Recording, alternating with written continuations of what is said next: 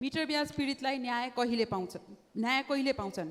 श्रीमान गौरीबहादुर कार्कीले दिएका सुझावहरू तथा श्रीमान तेजबहादुर कार्कीको आयोगले बनाइदिएको कार्यविधि स्वीकृत गर्ने हो भने र कार्यान्वयन गर्ने हो भने 80% मिटर ब्याज पीडितका समस्या समाधान हुन्छ। तर त्यसको लागि मान्छे थुन्नु पर्यो, आफ्नो अर्को भन्नु भएन। तर पीडितलाई पीडित बनाइरहेको छ। अहिले कतिन्जेल आन्दोलन गराइरहने, आयोगमाथि आयोग थप्ने र पीडितको समस्या गिजोल्ने राज्यको नीति कस्तो हो यस्तो? हिजो भर्खर भएको छलफलमा आयोगका अध्यक्षले पीडितले भने जस्तो काम गर्न नसक्ने बताएका छन्। यसअघिको आयोगलाई असहयोग गरियो, असफल बनाइयो। अहिले काम चलाउ प्रतिवेदन लेख्न अर्को आयोग गठन भइरहेको छ। पीडितले भेट्न जाँदा सिंहदरबारमा नो एन्ट्री भनिएको छ। मिटर ब्याज पीडितको समस्या यसरी समाधान हुँदैन। आफ्नो पार्टीको साहु महाजन जोगाउन पीडितमाथि राजनीति नगरौँ।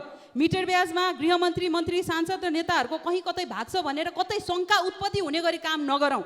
मिटर ब्याज पीडितलाई न्याय चाहियो। पीडितको आन्दोलनदेखि डराउने तर काम केही नगर्ने, यसले के सन्देश दिन्छ?